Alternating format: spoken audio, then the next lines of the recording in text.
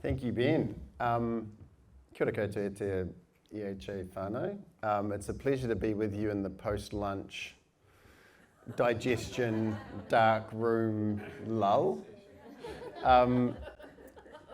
with romantic lighting. Disclaimer, as been alluded to, I am also, as well, I'm going to talk about impact investing, I'm not going to talk about academia, but I am an academic and we're in a dark room with a microphone, so this could go really badly and you could catch up on some sleep. So let's not let that happen. Make sure that you ask all the questions and interrupt at any point. And because we're going to have diverse understandings of what impact investing is, et cetera, so feel free to just jump in and say, I have no idea what you're talking about. Ask your questions in whatever terms, no matter how dumb you think they are, just jump in. The screen's going to keep doing that, just as my laptop falls asleep. So don't be alarmed. So I come to impact investing and Soul Capital, I think as a young professional, I somehow ended up self-employed, doing kind of, I guess you call it consulting advisory work, and it was across a really weird range of organizations, from like community organizations, small businesses, local government-y kind of stuff, and I realize now that the benefit of that was that I kind of got to understand what drove different types of organizations kaupapa, and therefore, and what kind of value they were trying to create and what business models they used to create that, which I realize now was really handy for, or drove the academic career that I've had and now the founding of Soul Capital and the stuff that I'm going to talk about today. So I don't have I don't come at this just as like from a business kind of person background saying, okay, here's a tool that the not-for-profit sector could use, and I'm not necessarily a not-for-profit person saying, hey, let's lean this way. But I do bring an academic bent to it, which I don't apologise for, because we often use academic in the pejorative, i.e. that's just academic. I don't think, I'm quite happy to have that embedded in foundation at Soul Capital because, excuse my language, it just makes us more allergic to bullshit. And this space attracts it. Whether that is at a really macro level of, oh, hey, here's another veneer to put on capitalism to legitimize it for another generation, or people seeing an opportunity to attract capital resource opportunity under doing basically old wine in new bottles. So part of what my aspirations with this business is to help impact investing play my little role to actually live up to its potential. Jury's still out on that. So I heard a rumour that, Ben told me, that you guys were like, what is, there was some conversation, what is impact investing? Just kind of prior to lunch. And the debate ensued, or stopped really abruptly, like there's food. So I'm going to spend the first chunk of this time just really talking about what it is. And in the second half, just giving you a bunch of examples of how we're doing it and how different types of impacts have been pursued via an investment instrument. But like I said, interrupt at any point, make this a conversation as much as possible.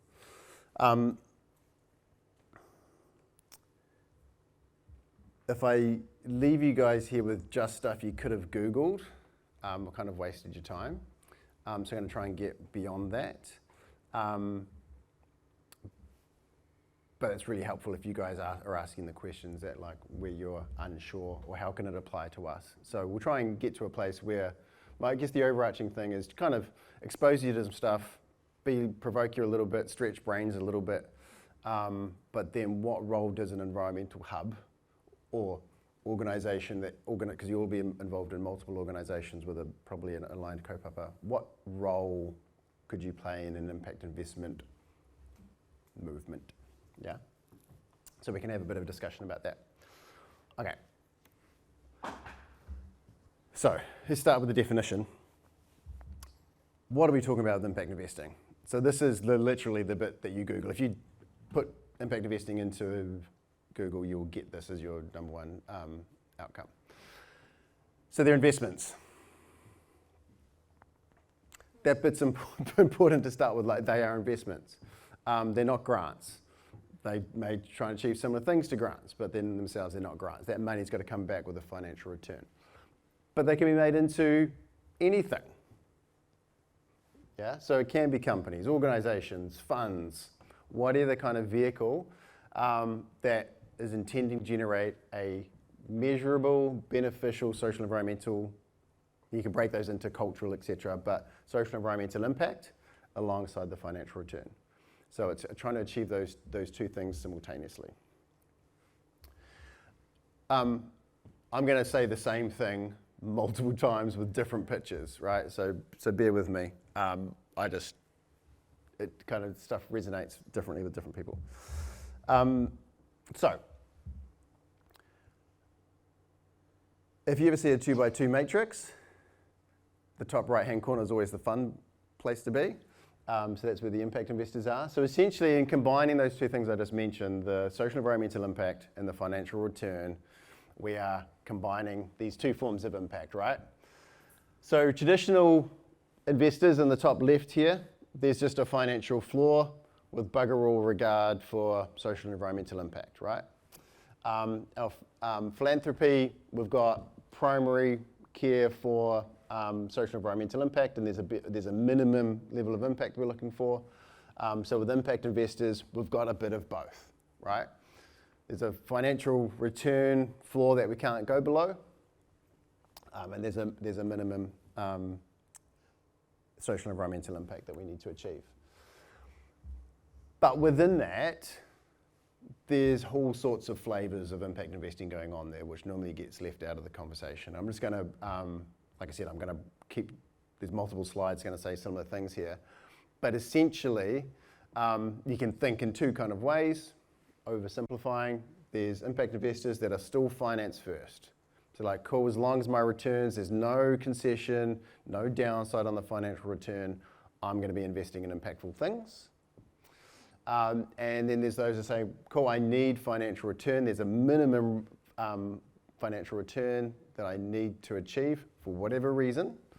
But my primary reason for showing up and the first thing I consider is the social and environmental impact. And I say that because the example I'm going to talk through, Te Pai Ki Te Rangi, which is the fund that we manage, is an impact first investment fund. For reasons which are probably obvious, the impact first examples, pretty rare, because it's hard. Someone needs to be lining up with the mandate, with the opportunity, with the ability to say, yeah, I need financial returns, but prioritize impact.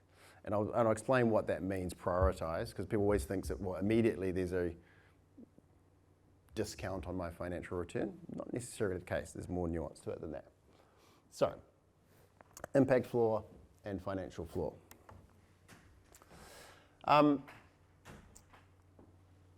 The opportunity here is strategic.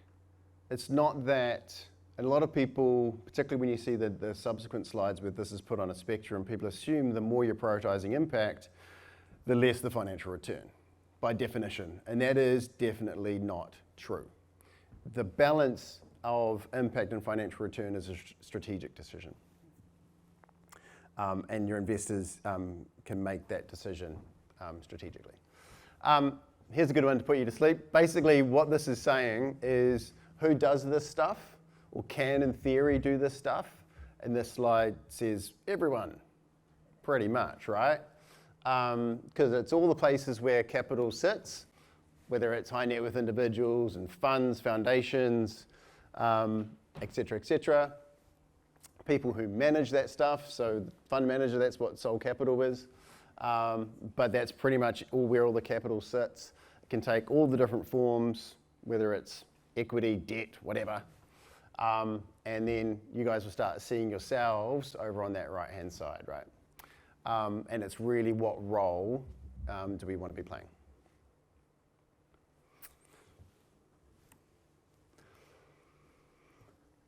So,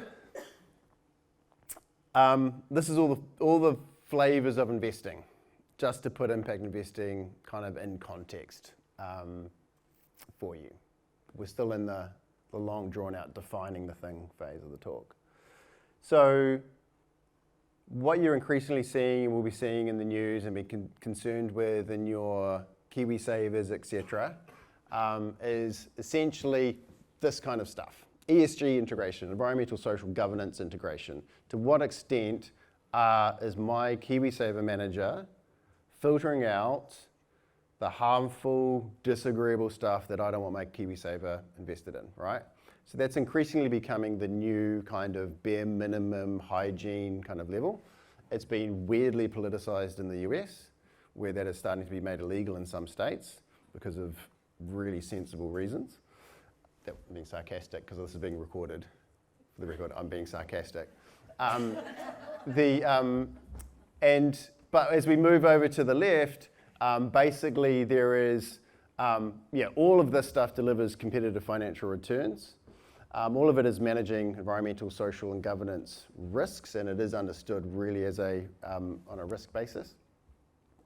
But as we move more to the right, we're moving away from just avoiding harm, screening out sin stocks and harmful things, etc., and actually being more actively trying to contribute to solutions, solve problems, etc.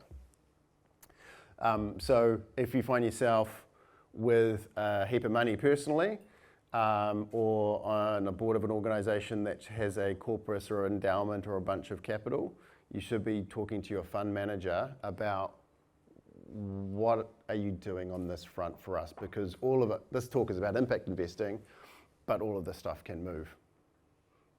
Yeah? Cool. So, impact investing or community investing, investments that target the same stuff, definition I was giving you before about impact and financial return. So it's contributing to solutions and actually providing benefit. So I'm starting to labour the point a little bit too much here, but wanted to put this in context in terms of philanthropy. Because, yeah, we can talk about impact investing. My examples are going to be about impact investing, but where I came to impact investing, I was doing my PhD in advising an international NGO, poverty alleviation NGO. And that's where I was really thinking about alternative revenue streams, alternative business models, innovation models for a child-focused poverty alleviation charity. So I came to impact investing from this stuff. How do we do philanthropy more impactfully? Start using that kind of thinking. And so in your own respective kaupapa, you may not get to impact investing as the thing you catalyze or advise on or audit or evaluate or whatever role you end up playing. But do think about how you can bring innovation to the way we just use the philanthropic dollar. And perhaps I'll leave it at saying, actually I'll dive in a little bit.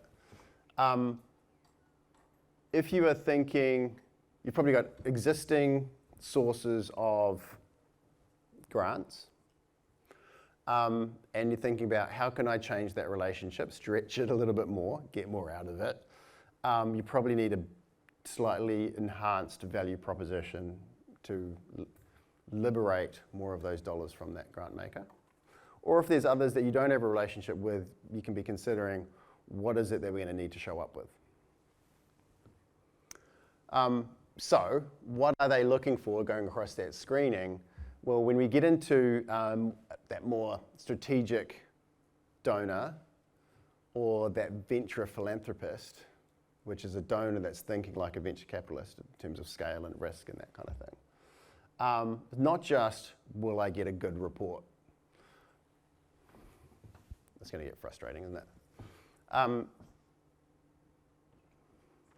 Not just, am I going to get a good report so that my grant and the feedback loop is compliant and that the impact is going to be full, like I put $100 here and get $100 worth of impact because I believe in this organization. That's cool, that's solid, but it's a foundation. We need to start thinking about, well, hang on, this donation may not be entirely minus 100%. Maybe some of it goes back don't complicate it too much. It's still negative. But there's some kind of leverage, there's some kind of outsized scaling or impact that is achieved because I'm funding an innovation, I'm funding something that will change the game slightly. And so that's the logic of an investor, is that you get outsized returns from your high risk investment. We're just applying that to the philanthropic dollar. Now, why that's an obvious thing to say, why doesn't it happen is because invariably in the not-for-profit NGO sector, we don't fund people to fail. And if you're not funding people to fail, you're definitely not funding people to innovate and do new things. And so we make sure we stay safe, somewhere at the status quo or adjacent to it, and we get incremental change at best. But I encourage you to think about, well, how can we start, given that mindset and the way we manage our economy has given us what we've got. If we're dissatisfied with that, maybe we need to start thinking at the edge a little bit more. But essentially the rest of that graph is kind of elaborating on what we talked about on the previous one. But essentially, the thesis, the thing that your donors, investors are looking for, and often investors and donors are the same organisation. So I'm going to talk about one, Foundation North, in a second. Pretty large grant maker, pretty large investor. That's whose capital that we're managing. They're doing both of these things, and they're thinking increasingly about impact and scale even on their grants, and they're certainly doing this. So that's the capital. This is the entities. So you guys will definitely know how to do this stuff really well and deliver on contracts and that kind of thing. And then you'll be across the social enterprise kind of scene where we can either trade to generate revenue, generate surpluses to do the good work with, or embed the impact in the trading. But essentially, to the extent that impact investors are investing into enterprises, because it can be projects and housing and all sorts of other things, that's what we kind of think of as our impact ventures that we're looking for. So they can be not-for-profits, NGOs taking this money, or it can be a limited liability company that's got embedded social and environmental impact. And this is one of the things that we really look for when we're investing into an enterprise. It can be a tech startup, whatever, is not only are we looking for founders that understand the problem they're looking to solve, ideally systemically, but we love to see that the impact is embedded in the product or service, embedded in the business model, such that you couldn't take it out anyway, right?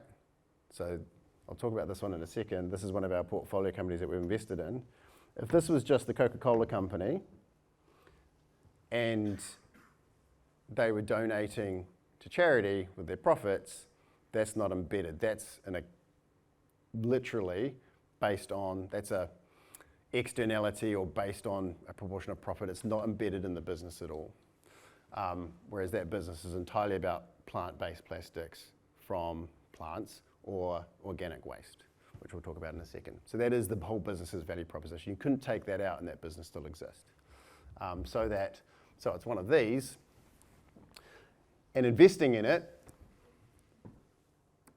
the growth of it, the commercial value of that investment is in lockstep with its impact. The more of those things that are sold, the less single-use virgin oil-based plastics, of which 1 million are produced a minute, are produced and sold. Yeah, and then the commercial returns are driven by sales as well. Cool. So let's dive into some examples. I'll skip over this one really quickly. So it can be. So we're going to get into slightly kind of technical terms here. Remember I mentioned before that it can be equity, debt, and like I said, this is everyone on a slide. So we're just kind of diving into that a little bit further. So it can be equity. That means you've got shares in something or you own a chunk of it. So that can be into social enterprises. It can be into clean energy infrastructure, solar installations, etc. or it can be a fund. So I've chucked Soul Capital up there. You may have heard Climate Venture Capital Fund is another one that has a specific climate focus. It can be via real estate. You can imagine, and I'm going to talk about some of the things we've done with housing. You can imagine one of the key drivers of inequity in this country is based around housing. So therefore, but what do we know about housing? Which is part of the problem. Really stable asset. We understand how it generates returns. We understand the impact of it. So it's a relatively investable impact investment as well. Or it could be fixed income, i.e. that's generating interest from a loan. Cool. So I'm going to talk about all three of them. Yeah.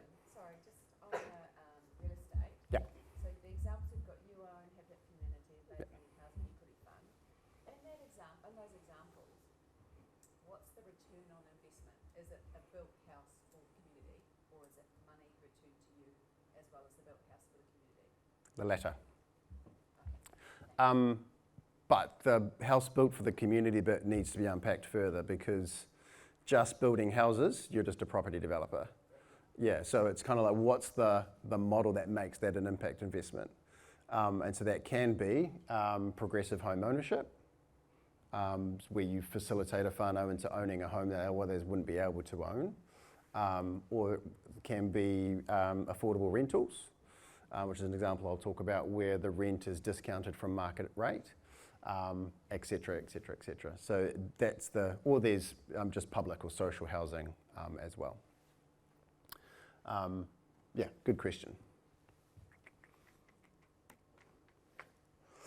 So I want to talk about Te Paekitirangi, because that's all nice in theory. How do you operationalise that? And I'm assuming everyone knows of Foundation North. Yeah, yes, mainly yes and some no's. Yeah. So it's a community trust, and these community trusts blanket the country. So when the community banks were privatised in the late 80s, the windfall from the sale of those banks went into entities governed by an act, and they're community trusts. So you probably, if you haven't heard of Foundation North, you may have heard of ASB Community Trust. So when ASB was sold, windfall went to that, then they changed their name about 12 years ago to Foundation North. So there's Rata for the top half of the South Island, Bay Trust for Bay of Plenty, and so on. Which is just to say that they are an organisation that exists probably, ideally in perpetuity, for community benefit.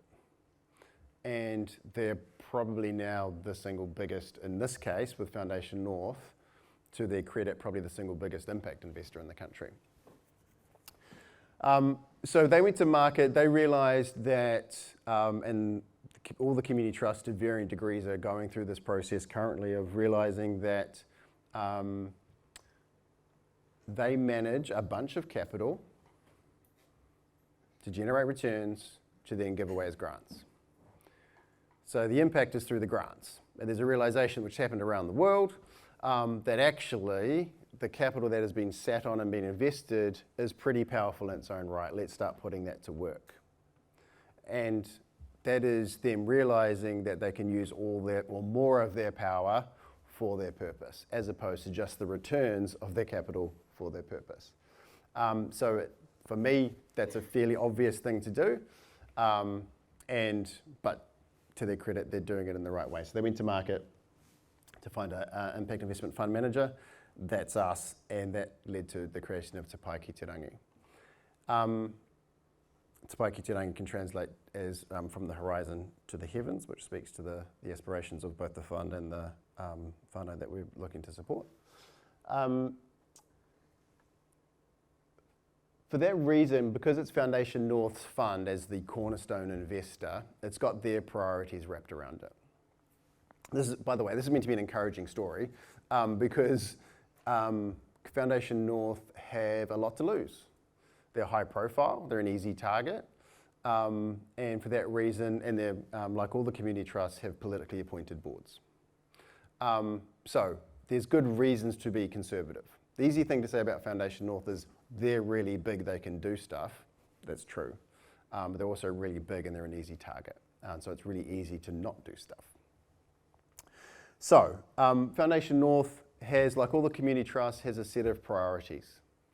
And as the cornerstone investor, it was our job to take those priorities, which essentially are a concept, and turn them, they're a concept which is understood how you provide grants for that concept, for those priorities, investing for them, different kettle of fish. And there was zero evidence or track record. This hadn't been done before as to know exactly what this would look like. So that's what we've done over the last couple of years, is figure out what that looks like. So these are them, right? Priorities geographically. All the community trusts have a geographic priority, which you'll all know, because if you're in it, you know about it, and you're like, we're in your geography, give us your money. And if you're not, it's kind of annoying. So that's Tamaki and Te Tautokoro.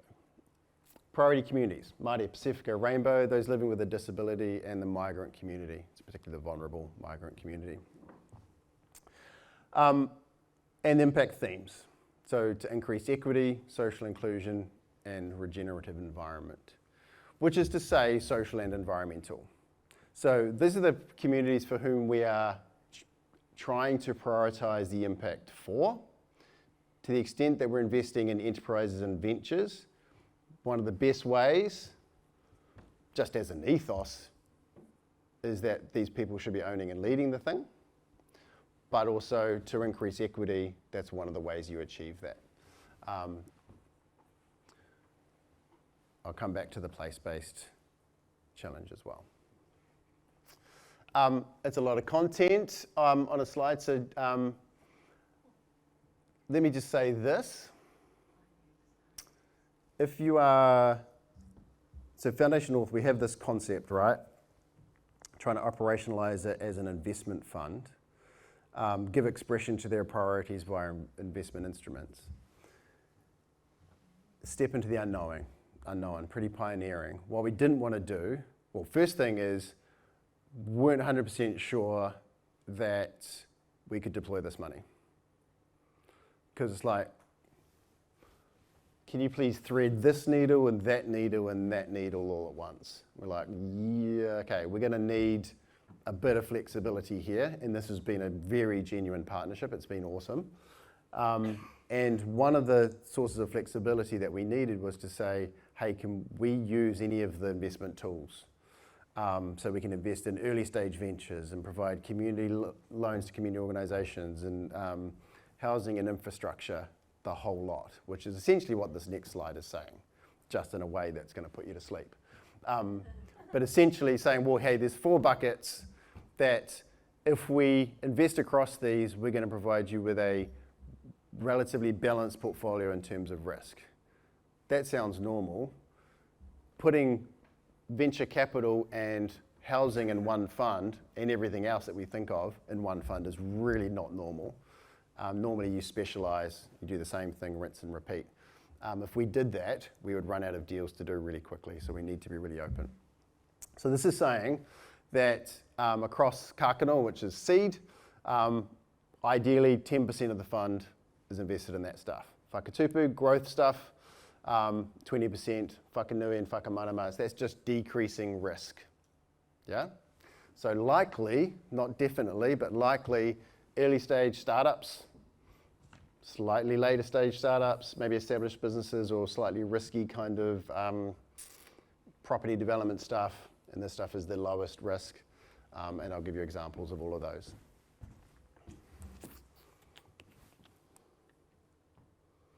Yeah. So, seed. What are we looking for in that bucket, in that Kākano bucket? That's a weirdly large range, that target return, by the way, for a good reason. All of those target returns were also a bit of an estimate because we didn't know for sure exactly what the stuff would be. But essentially, pioneering startups, super risky, likely to be an equity investment, i.e. it's venture capital, we buy a shareholding in your company, and hopefully you grow it like crazy, grow the impact, and there's IPO or an exit, you get acquired by another company without compromising the impact. And the returns are strong because the risk is really high. The impact scales in a way which touches a lot of people, etc. Whakatupu, so just moving along that graph. Essentially, same thing, slightly lower risk. This one may have very few customers or like market validation. Or if it's really tech heavy, it has no customers yet, but it is, and I'll give you an example of one of these deals. Whereas this one's starting to prove that actually you're not just a bunch of lunatics in your garage. There's actually a market for this thing. That's the technical term, lunatics in garage. Whakanui, again, could be a relatively stable business or enterprise, or it could be something like a housing development which still has a degree of risk in it. Cool. And whakamarama, low risk, real assets, pretty much. Yeah. So you can see these target returns are going down because the risk that we're taking is going down as well.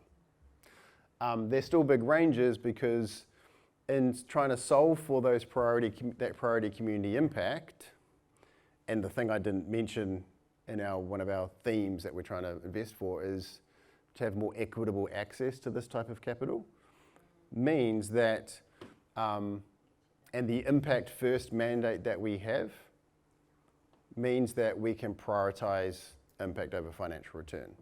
So that may mean that the returns are objectively lower, maybe. What it more likely means is that the risk profile is higher because the founders, the owners society is structured in such a way they haven't developed the capability to de-risk it. So it's like they're less investable. And/or we're investing for impact and the markets may not be there, therefore the whole thing's just a bit riskier. Sorry. Yes? If there's a social enterprise that's moving on to a more profit-driven enterprise, Yeah. Are you precluded from applying for those larger investments because you don't have experience of making money already? You wouldn't apply for the larger buckets. You would rock up to us and say, hey, we need money to achieve these things. And then we would either do it or not. And then we would allocate you from our kind of portfolio construction. It's not us that pitch the amount, you decide the amount. No, you would say, we need $1 million to achieve these things. And we'd say, okay, cool, let's do it over about 3 months of uncomfortable due diligence. And then what you're seeing is the behind the scenes of how we keep the job that we have to do for our investors is to say, well, this is low risk because of reasons, therefore it sits in this bucket. And they can go, yes, okay, you're building this portfolio, you're constructing it in a way which you're contractually obliged to. None of our portfolio companies know which bucket they're in.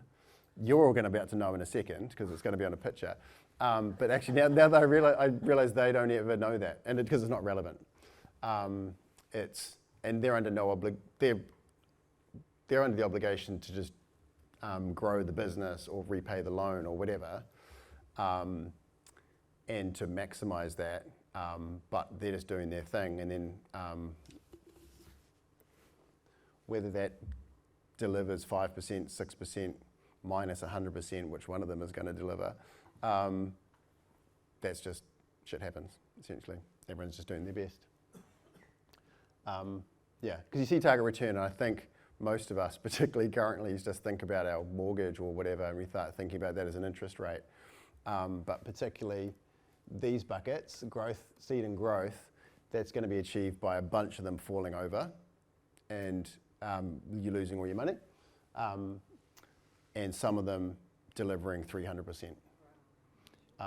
And across the whole lot, hopefully we get close to 20%. What, you mean some of the people are going to give you back 300% of what they got given?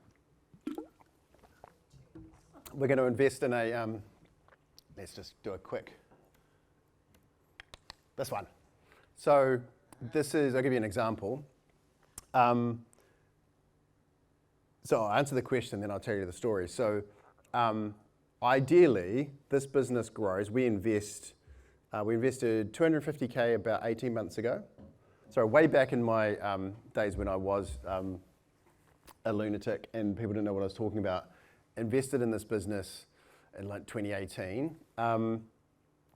and with a very small amount of money, before Te Pai ki te rangi. Then Te Pai invested about 18 months, 250K. We're investing literally in the next day or two, another $1.5 million.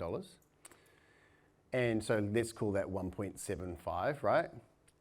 To achieve the thing that we're talking about, so that business has grown from, I don't know, probably initially, it was initially like a loan. So it's gone from like being worth about, on paper anyway, about $3 million. Now we'll be investing to be worth about 13. Hopefully when it gets acquired by maybe these guys or similarly top 5 tech companies in the world, it's worth $300 million. So that's how we get 30 times our money back, that kind of thing. Now I get it. And then we invest into something like this one, where super risky speculative play may not pay off. That's going to be a total loss. And so on balance, that's where you get that those returns. So you're kind of reliant on a bigger business acquiring the smaller business which you've invested in. Yeah, so totally go back to localized. Do you guys all know localized? Yeah. So they're a really good example for that reason, right? So we'll jump into that. So there's been the question, are you reliant on, say, Kara getting acquired? Yes. So if we were going to just own this company in own a chunk of this company in perpetuity, then you can get returns through dividends. This fund has a lifespan where we need what we call liquidity, so we need to sell out of it kind of within 10 years. And in all likelihood, for this to have its greatest impact, it needs to be embedded in technology that are in all your pockets or that you're watching or streaming through wherever else. So it's not just standing alone, probably.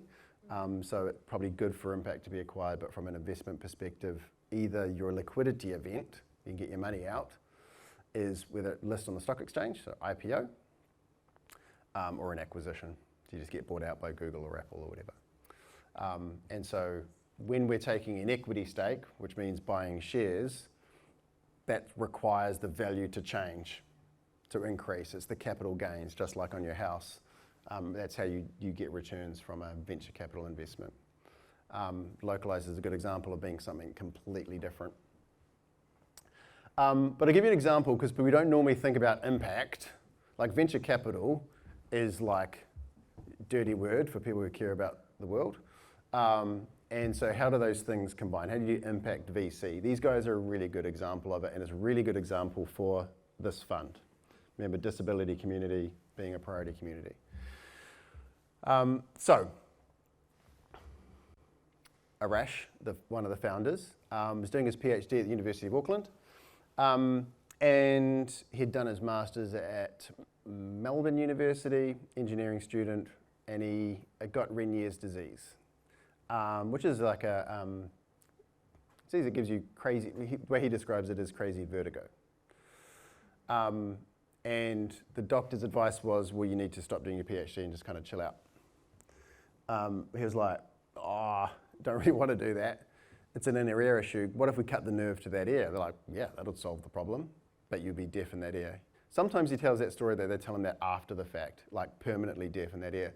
No, what he says, so that's true, right? So he's deaf in one ear.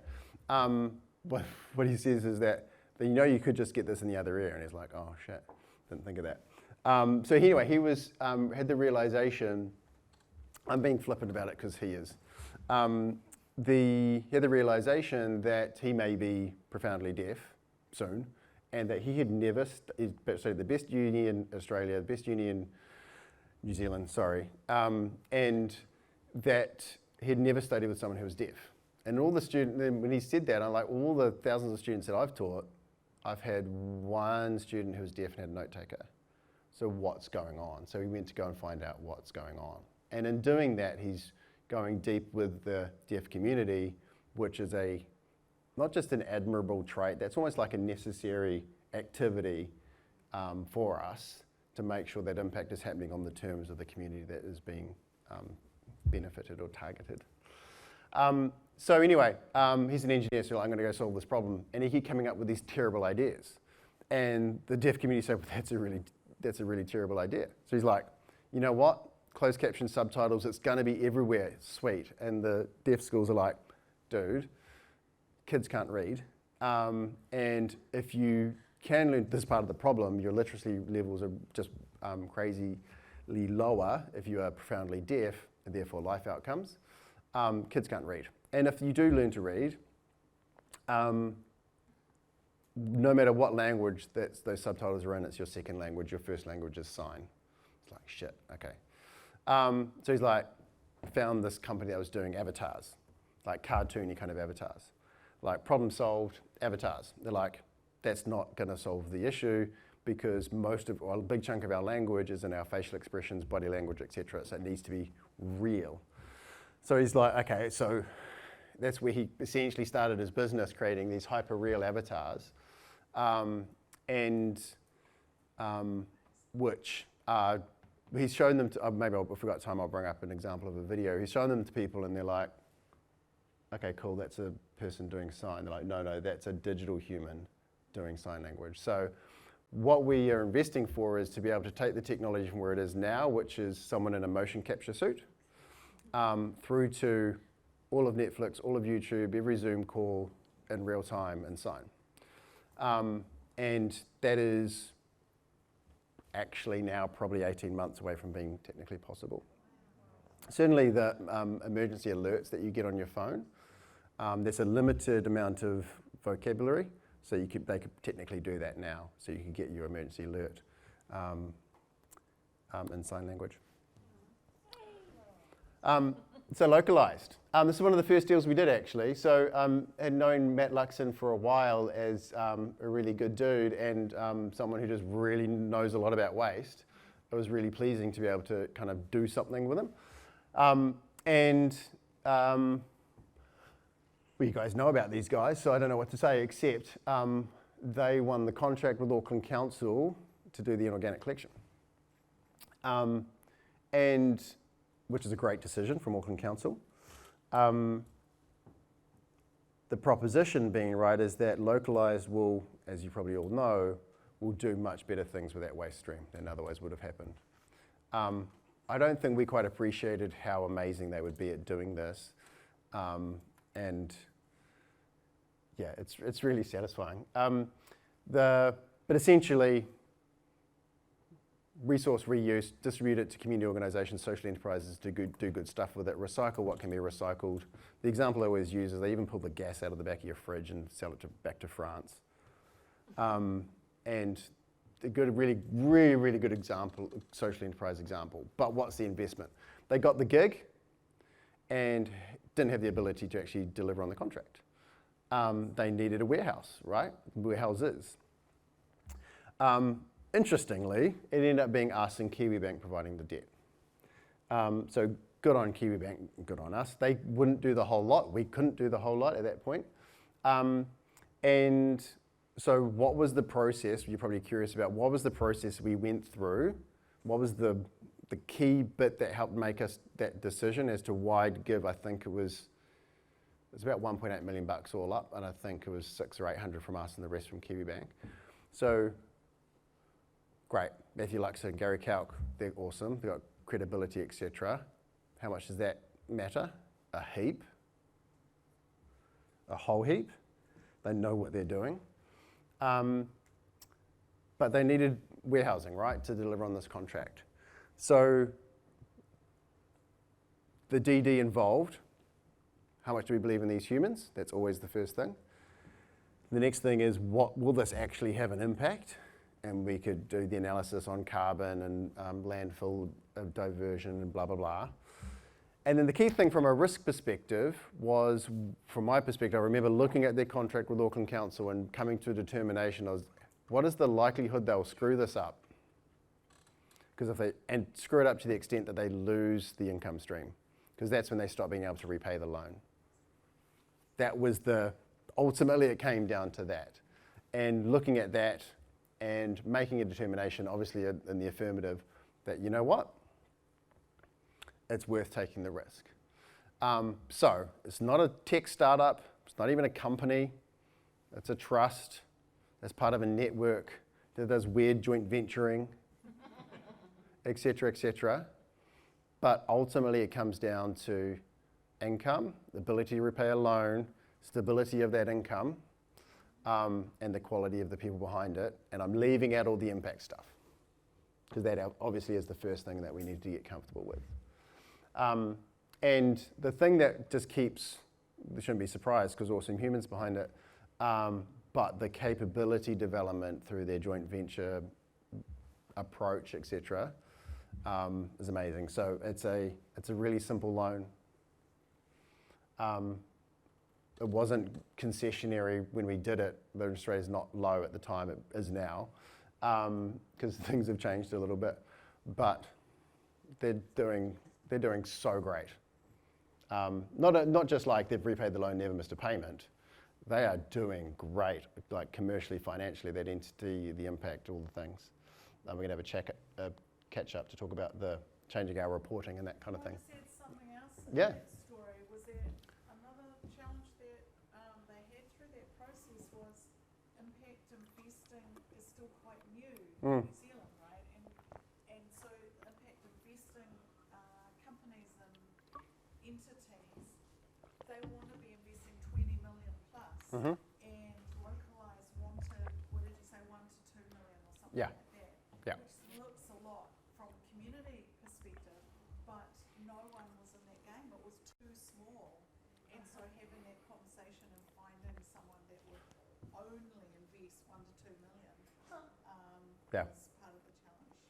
100% right. And that challenge hasn't really gone away either. So there's a bunch of investors that would like to be more impactful, not necessarily impact investors, who are just so large that they just can't write small checks, which is your point. Could be a good buyers group opportunity. I'll give you an example. So the work that we've done on, say, these guys, right? So this was Chatham House Rules, $250,000 investment. The amount of work to diligence that investment was pretty similar, about the same actually, as this one, which is a housing development whangarei for $6 million. So the amount of work that we had to do as a team to be able to get comfortable with the investment, it just doesn't scale down. We've changed our processes so we can be slightly less ridiculous about it, because we're just so caught up in trying to be good and stay safe and that kind of thing. But that's the point around with localized, is that small checks are hard. And then with the emergent impact investor scene, who are like card-carrying flag wavers like us, we don't have heaps of money, so we can't do the $20 million thing. So there's still a gap there. And people don't necessarily understand, like that's debt to an entity that doesn't have assets. And immediately it's like, okay, that's hard. It's getting a bit freaky. Okay, but they got income. What's the likelihood? And good on KiwiBank for being able to come to that party. So it's a really good point that doing small checks is hard because it's not efficient, and the proper tree huggers like us don't have tons and tons of money. So yeah, just be conscious of that. So I'm just going to give you a quick run through of different kind of examples. So the first one was disability community, tech startup, Silicon Valley kind of logic behind the whole thing. Localized community organization, debt, interest rate, repay it over X years, go do good work, don't lose the contract, and then grow from there. And they're just achieving great things. And you, which is the bottle here, you guys may have seen an earlier version of this when you had bottles that said, this is not a plastic bottle, or this is not plastic as you know it. That's the same company. That was their compostable bottle. So why did we invest in this business? Because plant-based bioplastic, cool, but also another material which they're developing, which will be able to make these bottles that'll be compostable and made out of organic waste, so it's solving two problems. Also with Little and Brave have created a recircle model where their bottles will be washed and reused. So you can use that, you can curbside recycle that, but also chuck it in your dishwasher, keep reusing it, etc., etc. And we've got another example down there. Recycle it. What Yeah. number is it? Two. And they've had the LCA done on this, and it's some stupid number that you need commas in it in terms of degrees of. I think it's the Chatham House Rules. They're claiming to be the first carbon negative bottle in the world. So it actually starts to become carbon positive if you use it long enough because of your dishwasher energy, which is interesting. So that's obviously for circularity, keeping plastics out of our environment in a carbon play. We understand that. One thing about investing for social inclusion is that ventures typically don't run around saying, hey, we're a social inclusion venture. They just do their thing, and we discern that it is going to achieve social inclusion. So this is, again, another one of our, one of the very first deals we did, which was from a queer woman who had worked in this industry and kind of realized where power sat and who gatekept whether content got produced or not. And you're like, well, entertainment and public media, etc., why does that matter? Well, that's our content where we understand what matters and what's important. If we don't show up in that, you don't need me to mansplain that, but you get the idea, right? So what they realized was that content in our books, TV, movies, etc., is not representative of women, gender diverse, people of color of various different kinds, etc., despite that being more than a majority of people on the planet. And why? But why is that? It's because we know that there's a market for the status quo. So how do you change that fact? Generate the data that there's a diverse audience that will consume your diverse content so that you can commission, fund, invest in that diverse content. So it's a platform you can sign up to now. It's free, where it's a recommendation engine. So you can find the content that you want to watch, buy, download, stream, etc. Click through, generates data. The logic being then it collects the data that can be then sold to content generators, studios, etc. Say, here's your market. Or if you're let's just say a diverse content producer, screenwriter, whatever, you can go with the evidence, there is a market for my thing, go make it. They're struggling between us. Not in anything I just said, except for the ability, the desire for those gatekeepers to pay for these insights. So it's tough, but that is startup world, right? But would make that investment every time because we need to invest for the rainbow community, they need to be owning and leading, and there's very few opportunities to find an investable proposition of that nature. Critical, take waste, plastics that can't be recycled, problematic ones, take them, turn them into these kinds of things. Boards, so this wall, that tabletop, etc., could be made out of soft plastics, fishing nets, industrial plastics, those numbers that won't be recycled, etc. You guys heard of Money Sweet Spot? Kind of a relatively high profile at the moment. So, just as a reminder, this is again another equity investment for circularity. This one's completely different. This is a debt facility. So, Money Sweet Spot are a social lender that are trying to help people that are in that debt, those that are juggling and struggling, they're in a debt trap with a third tier lender charging them 35% interest, etc. That's a tough trap to get out of. And because founders know this business, they've worked in finance, etc. They know the trap. I've saw an opportunity here where it's debt consolidation, which we all kind of understand, but getting them down to, on average, kind of 13, 14% interest rates, trying to lose customers, as many customers as fast as possible. So we've just got a debt facility where we loan to them is at the least interest that we can so that they can charge on at the lowest rate that they can. And it's really not just as the debt consolidation powerful, obviously, but there's this thesis that we probably all have, that they're proving that if you tie financial literacy education to the finance, people sort themselves out and get themselves out of debt. They even tie it to, with the good registry, that if you are repaying, you earn credits that you can then give, so you can kind of embody a spirit of generosity back into someone that's like just struggling. So you'll see them in the media and that kind of thing quite a bit, because they're very compelling. So debt facility, Starboard Maritime is an interesting one for us. Essentially, again, these are all Kiwi businesses and community organisations.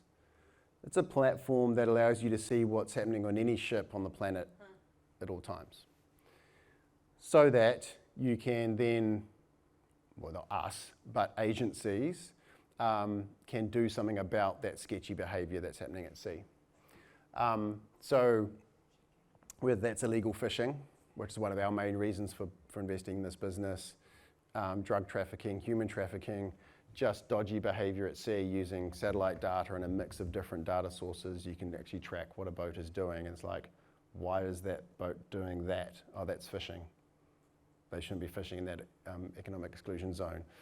Or they should be bottom trawling at all, or they shouldn't be doing that across that internet cable. That is that island country's only connection, and those kinds of things. Or if a boat, they do these amazing live demos where this boat does this weird, slows down, does this weird loop, and then carries on. There's a drug transfer, so like they flag it so that the Thai authorities, in this example, can search it and seize the $50 million worth of coke that was on that ship and that kind of thing. So pretty amazing. The thing, I guess, why is this an interesting business with interesting technology and cool? From an impact investor, it was probably the most challenging investment we've made, because I just told you all the good uses of that technology. And you can imagine the customers that you'd want using that technology to do those things. Those customers may be, I don't know if there's any Aussies in the room, could also be the Australian Border Force. They may be interested in keeping certain boatloads of people off, out of their waters, etc. So, well, what do? We want to invest for the good stuff. This is where the impact is embedded in the technology. Yeah, kind of. It's more in its use. So we had to, what we have done is agree a bunch of conditions, constraints, restrictions, stuff, policies, etc., that limit this business's ability sorry, not the business, the people in this business are totally aligned with us, but basically to provide guardrails to make sure that this technology is not used for harm. Yeah, there's grey areas, super interesting grey areas, like oil and gas. So, Matt, yes? I know you said you have policies in place, but I have a question. Is the policies when no one else is able to buy them, but what if it's voluntarily by the company itself when they want to sell it off? Say they have a change of heart, and what happens then? Then we go to court. Because policy is probably putting it lightly. Like policy is like data sovereignty and diversity, equity, inclusion. Those are policies. We've got restricted businesses, things that they cannot do. The grey areas is where it gets interesting, where we just say your board needs to sign off on this. So I'll give you an example. We don't want this for oil and gas extraction. Of course not. We would be in trouble if one of our portfolio companies did that. It's a restriction on us, let alone our own kind of interests. But having that bottom trawling example wasn't actually an internet cable. That's a gas pipeline example. So actually seeing that that is happening across an oil or gas pipeline in the middle of the ocean, that's something we'd all be in the interest of avoiding. So you can see with the restrictions we've created is not on oil and gas entirely, it's on new extraction and exploration, not on keeping those assets kind of safe at sea. So there's an alignment there between insurance companies and those kind of oil and gas companies, and our interest is, as environmental investors, to make sure that bad stuff doesn't happen at sea where otherwise it would be completely opaque without some technology.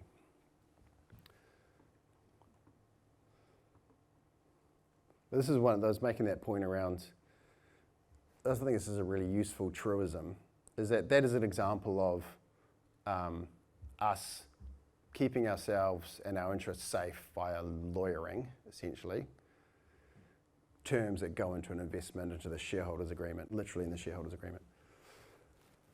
All of that stuff, which we do lots of, which is super interesting to impact geeks, but all of it is secondary to investing in the right people in the first place. If those aren't the right people, the right entity, or if it's baked into the business, you're pushing shit uphill with everything else. Like, you can't take a business and make it impactful through that. The people have to be aligned, both in terms of their attitudes, but also their understanding of the problem that they're investing for. So that is mostly the right-hand side of that graph, the risky venture-ish kind of stuff, I think. A couple examples of impact investments which are lower risk. Oh, and full disclosure, we didn't want to invest in housing. When we first got this gig, we had a $20 million fund. And you do the maths on that, you're not doing much housing with a $20 million fund, right? But you remember we had to invest for increased equity for Māori, Pacifica, et cetera, et cetera. It's like, shit, we have to do housing. So we've got a $75 million fund now, so we can do a bit more, but it's still not enough.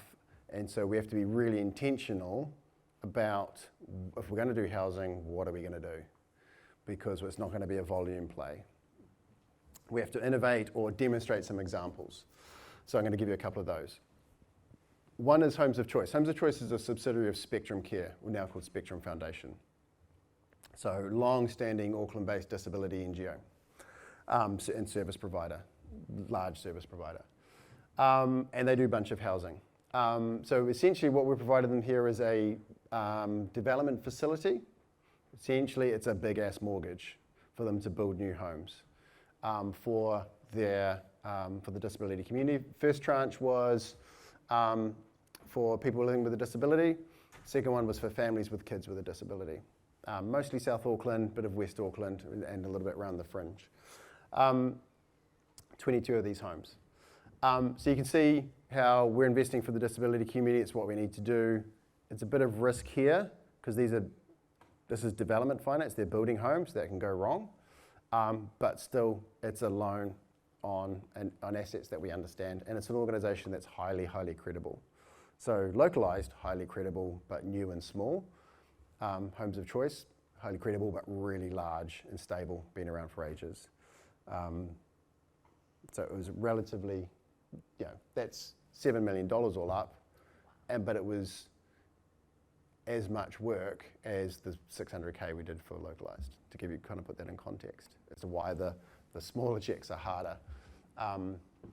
Kogo, I'll wrap this up so we can have a bit of a conversation. Kogo is about a plug-in for your bank, not many New Zealand banks, because open banking is lagging here, but based on your spending, not just your thoughts, your spending calculates your carbon footprint for individuals and small businesses. So for us, it was like, is this for us? Is this for our mandate? Is this regenerative enough? It's not geographically focused, but there's only one atmosphere. What we liked about this was the systemic impact of behavioural change. Yeah. So as the banks need to get more and more nuance through scope 2, 3, etc., they're going to need a solution to a problem that they don't currently have. Kogo is competing against MasterCard and Visa, succeeding somehow, and being that provider. Housing. So this is the last one, I think. So when we said we're going to be really small in the housing space, and we're not trying to just replicate what community housing providers are doing, we thought, what are we going to do that is not just either contributing to the problem or kind of not that interesting and meaningful? Underinvested is gross underinvestment into affordable rentals. So social housing is thought to be heaps more of that, but there's decent chunks of capital going there.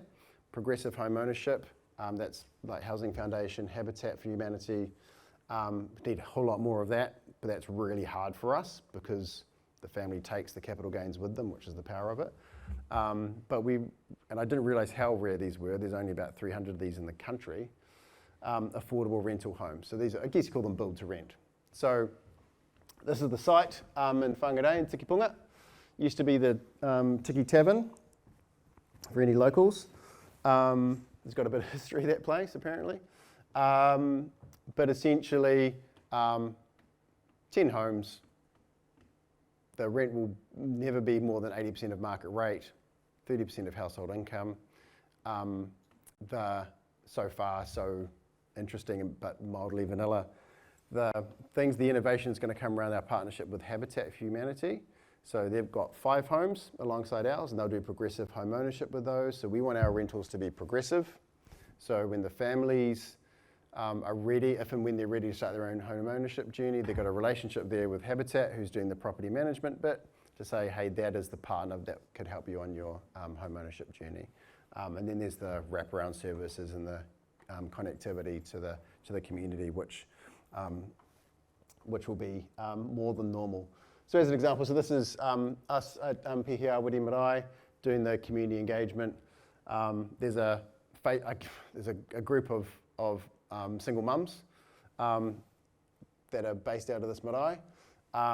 That's a Facebook page worth checking out.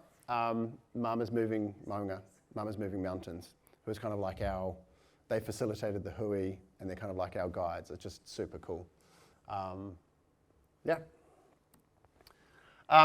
So, some closing kind of, and we have a bit of a chat. Closing kind of principles here. It is possible, it is rare, but it is possible, and I think we're proving this to some extent, to maintain design systems thinking and community development principles in impact investing.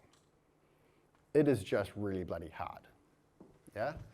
But this is how we try and give it some expression, is trusting the people with lived experience. Firstly, actually, is realizing the power dynamic of what we do, and trying to put that aside as much as possible so we can have a relational approach, so that people looking for capital don't have to do a dance. And then making as much as possible having the impact being on the terms of those impacted, and not from some investor based in Auckland, or necessarily the leader of some venture, ideally they're of that community, but if they're not, they better be validating it, like Arash's example with losing his hearing. Evaluate the impact. It's about integrity, not compliance, or not just compliance. And then thinking about the playing field we're starting with and how that's systemically unequal. Doesn't mean you can just change that with investment, but it just means people are showing up in different ways, have different kind of opportunities. You guys will know this stuff, or have drunk this Kool-Aid like I, but measure what matters. And so this is intentionally not legible because it's kind of sensitive, but this is Arash, the Kara Technologies. This is the process we go through to understand the problem space, making sure that the things that we are measuring are the things that actually matters. So you show up as accessibility for the deaf community shows up in a certain way. We realise that the problem is not just about accessibility, it's because society does not respond well to that disability. Not just because it's invisible, but it's about mental models. And so what we actually realised we're investing for was kind of around power, and that the technology enabled all organisations of a certain size to have their stuff be available in sign language.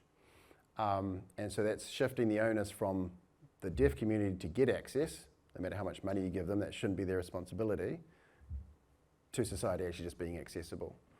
Which leads you to a really obvious thing to measure. It actually still comes down to something you could have guessed at the start, which is the number of contracts you've got with businesses and government agencies and that kind of thing. But we wanted to make sure that we didn't just stay at the surface level, and that we do our theory of change thinking in a way which is embedded, not just in the traditional kind of linear thinking. So if we're going to do this stuff, I think we need to bake in that flexibility I was talking about, but make a commitment to be a learning organisation, because you're going to be at the leading edge. It's going to be pioneering. So you need to learn, and then just stick to principles and leave everything else as flexible.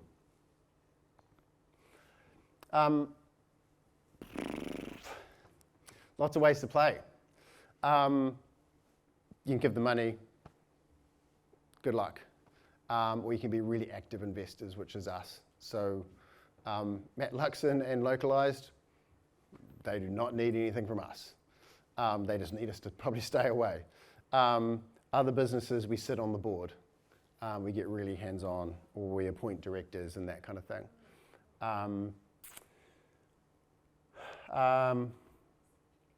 For philanthropics, so the likes of Foundation North and Bay Trust and others, you're providing grants to organisations to achieve certain things. It's highly likely that there are grantees who could take a different type of capital. Actually, Localised is a great example. They've got both right now. They've got a loan from us and a grant from Foundation North. And that is the power of philanthropy being investors that are active rather than just leaving the money offshore in whatever share markets, right? Is the compounding effect of the grant alongside. You imagine the housing development in Whangarei. That's an investment that Foundation North couldn't do. We could do that. Their community try to be community builders through grant making. So you can see the wrap around the power of grant making focused around that community of whānau and Tikipunga. You can think about the risk that you may be able to incur as the philanthropic investor. You can take that first loss position. So if this goes south, we lose our money first, because normally we're used to it not coming back anyway, or taking concessionary position. And what we've found, which is really pleasing, is that we invest in these things like Kara, like Critical, all of those venture things we talked about. We've done the due diligence, made the investment, shared it, and mainstream finance is crowded in as well, because they understood it once we did the work, but they didn't have a mandate to even really look at it seriously. So, questions for those that are still awake in the darkness out there? Yeah. Do you have a minimum level of investment, or is it something that you can progress over time? Or? There's an answer for us, and there's an answer for all the other kind of impact investors. We're trying to not, I keep saying the number 250K, trying not to go below that, and we're actually trying to get it up to 500, just for the reasons we've talked about. It's too much work. There's a minimum level of credible diligence you need to do, and if the investment is too small, it's hard to resource that. So I would say probably 500K.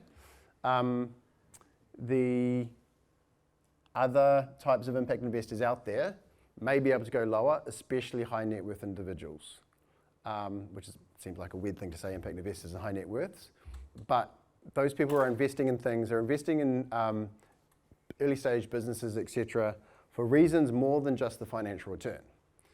And the more than, maybe because they're bored, or they want to give back, or they're just drawn to it for some other reasons. And the impactful stuff we're talking about today, I think is really compelling to them, because they're high net worth, they're donating, doing the philanthropy thing as well, and they're investing. It makes perfect sense to try and achieve things in both ways. And other funds that are similar to us, I'd probably say ballpark 250K as well. I'm trying to think about don't hold me to this. I'm trying to think about a solution here, particularly for, say, the migrant community, maybe like a microfinance kind of offering where smaller checks, because that's like not everyone can take a $250,000 check, where we can devolve the decision making and smaller amounts of money kind of to the community. But I just need to take care with that because it's a problem. It's a real challenge for community organisations, particularly. Yeah. And I guess under the umbrella of the localised example, Mm-hmm. is the thing that's kind of led me to this question. But what comes first, sole capital or the guarantee of a new contract? Because you could come to you first and not even have the contract, and you'd be like, well, you don't have anything, so go away. Yeah. Versus you get the contract, and so, oh my gosh, how are we actually going to get some capital into this? Yeah. Well, we need sole capital, and you're coming to you. So, have you got any thoughts around that? I think it's the latter. I think the opportunity and the need for capital would typically come first, because that creates the basis for the conversation. I think the cop-out kind of answer I'll give you is like if you want to start doing a localised, whatever that equivalent is start building the relationship with your potential investors and financiers, etc. And typically, if that can be your bank, you should definitely go with the bank because that is super simple and efficient and known, etc. So if they can provide the finance, cool, do that because their interest rates are likely to be pretty competitive and low because they're big and bank. They have low. Their cost structures are fine. I see your face. I'll come back to it. So start building those relationships, but it's almost like you need the growth opportunity for the investor to be able to understand what to do with you. And so in localised case was they needed quite clearly what they needed was a loan. They needed of a certain size because they had costed up the warehousing. And the warehousing was of that size because of the size of the contract and the amount of waste and the nature of the waste that they'd be collecting. So everything came from the contract and then flowed on there. But they had time because the contract was coming on, they won it here, it was coming on stream here. They had that time to secure the financing to enable the warehousing, et cetera, et cetera. Yeah. Okay, so why was I saying get money from banks? Those nasty banks. Is because all things being equal, banks are really good at doing loans, right? If a bank could provide a loan or we could provide a loan, there's not much point in us doing it because the bank's already got it covered. We're not making much of a difference there. So homes of choice, the disability housing, that's an example of a bank could have done that. So I'm just contradict myself for a second. A bank could have done that. We did it instead. Were we cheaper? Only slightly, not a material amount, but we're far more aligned with that organisation. We're not exploiting them in the way that a bank might, and there's just far more alignment in terms of the things that are possible and the relationship. But a bank is just going to be super efficient in terms of giving you a decision, etc., whereas we're going to put you through the ringer for 3 months. Whereas bank's just going to be like, oh yeah, you can pay it. They're likely just to say no, bugger off as well, but go there first and then before you go to someone like us. Yes, and then we'll go to the bank. Delay the return on investment ever? Like if you're starting a project and you're not going to start making revenue for the first 6 months and you have to immediately start repaying a loan, that's quite problematic for organisations like ourselves. Yep. Do you delay? Yeah, yes. Short answer. So localised, totally. We did that. Yeah, and it just comes down to the specifics because you may need the money here. You may agree it here, but you don't want to draw it down. So with Money Sweet Spot, they draw it down as they need it. So they only start paying interest on it when they draw it down. And so that's kind of staggered over time. Same with Homes of Choice. With localised, we agreed it, gave them the money, and then didn't start charging interest for a certain number of months. Just because they didn't have the revenue to start paying it back, so it just wouldn't have made sense. And it wasn't just us; that was Kiwi Bank as well, same terms. So yeah, that's possible. My answers may not be true for the next impact investor that you talk to. They're like, just tell you to get stuffed. Yeah. How many other funds have similar mandate? None with the same or similar mandate. You've got Purpose Capital, which is kind of Tauranga based, which is mostly similar, but they they don't do the diversity of assets. They really want asset-backed ventures. Don't want high growth things, but they want to see, like the Whakatauhia mussel investment was a mussel processing facility in Portuguese. So that's one of their things. They've done some housing stuff, so they like to see the assets behind it. But similar in terms of the themes that they invest for. Climate VC, just climate stuff, just venture capital. Community finance just does social housing, so like public housing, and they just do debt. So to answer your question, and there's a couple of like people coming in from mainstream VC world getting into the climate-y kind of stuff. So there's only a handful. That's in terms of funds. And then your community trusts, increasingly, Bay Trust being an example, they invest in other people's funds and just do their own thing as well, are increasingly investing direct as well. And they'll have similar levels of flexibility and openness. And they're maybe your grant makers as well. It's just a different conversation to have with them. And roughly what's the minimum IRR you'd be looking at? It ranges hugely from like if there's a house behind it, cool. So we'll do that Homes of Choice one is I think at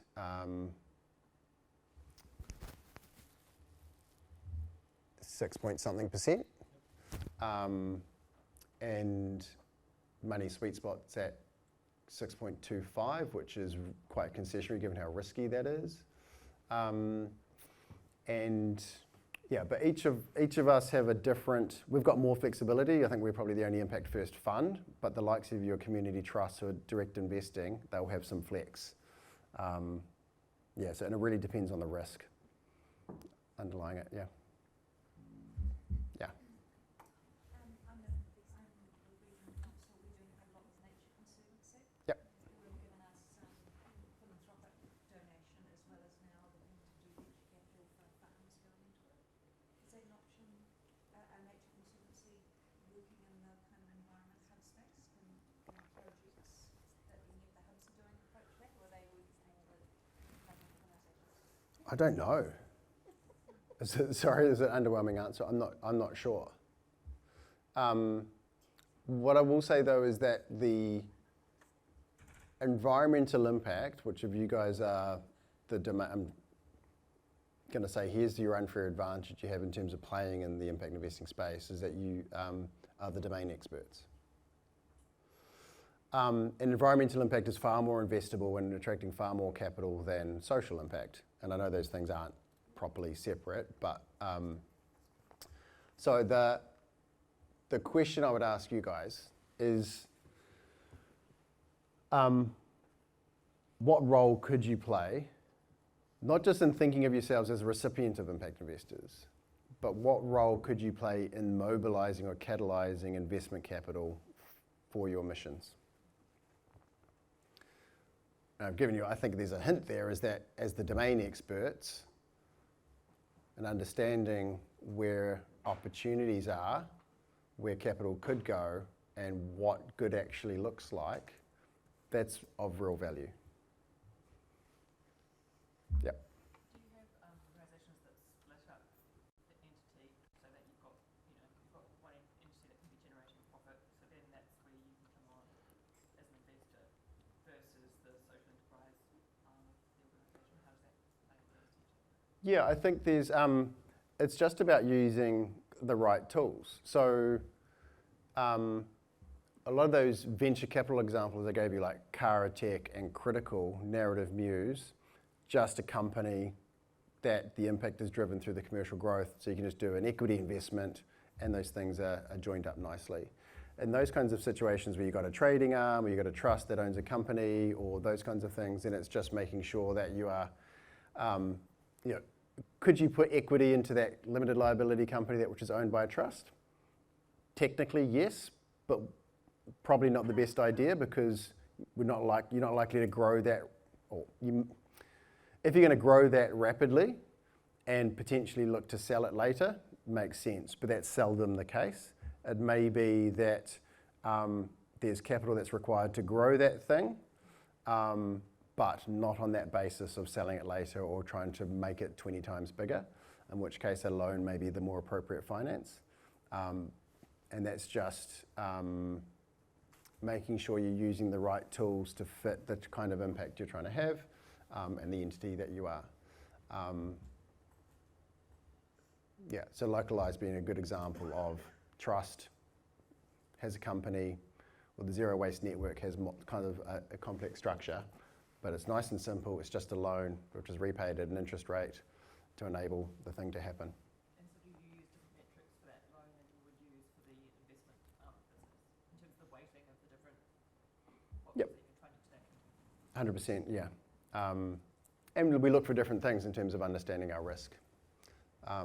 It's really around, just like a bank when you're going for a mortgage, like what's your income, what are you spending your money on and that kind of thing, can you service this thing? We do something equivalent. Whereas if we're taking an equity investment into a company, they may have no revenue and it's just a bet on the future, like kind of building a house and hoping you can flip it later.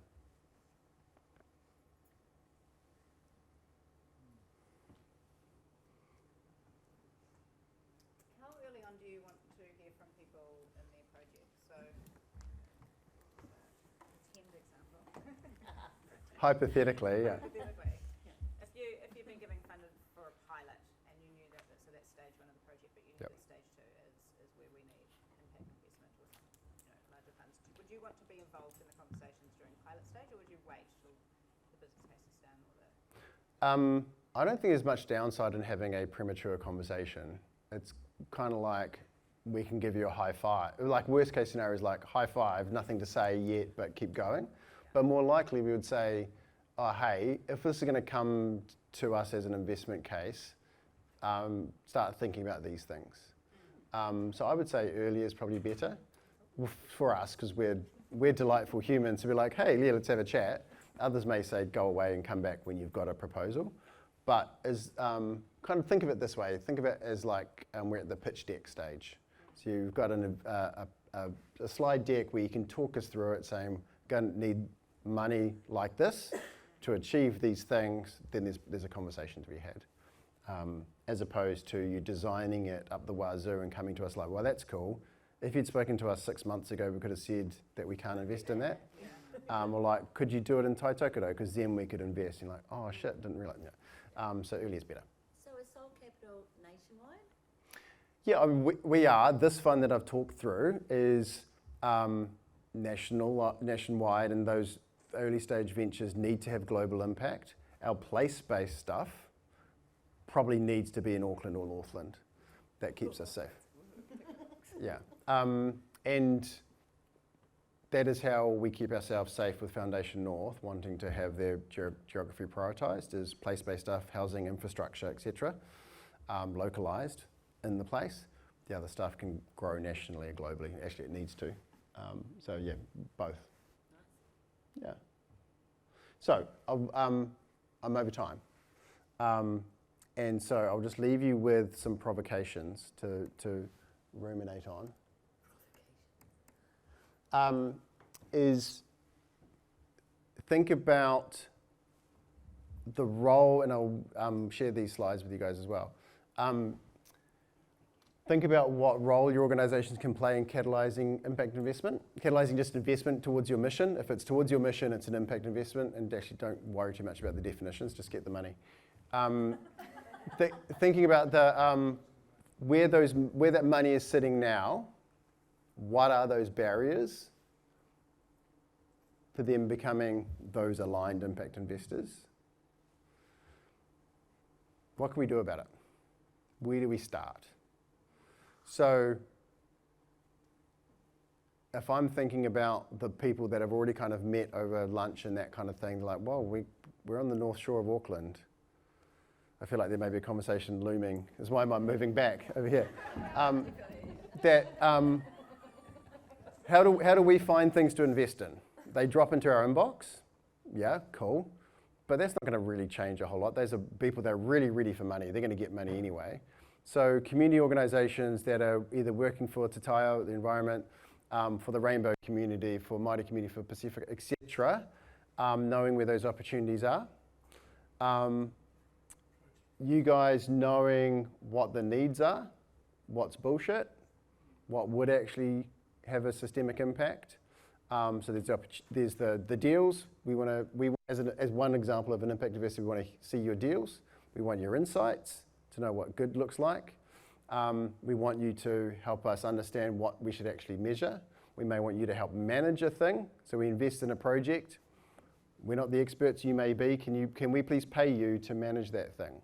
Can we please pay you to audit this thing, to measure its impact, to showcase it? There's so many roles for domain experts who have baked it into their organisation that we exist for this purpose. It's not just going to be people in tall buildings with money and people with fancy technology and engineering degrees.